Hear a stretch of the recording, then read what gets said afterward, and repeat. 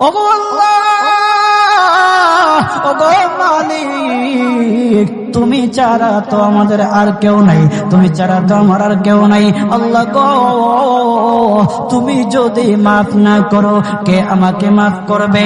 তুমি যদি মাফ না করো কে আমাকে মাফ করবে? তুমি যদি আমাকে মাফ করো তাহলে তোমার কোনো দিকে কমবে না, তুমি যদি আমাকে মাফ না করো তোমার কোনো দিকে বাড়বে না।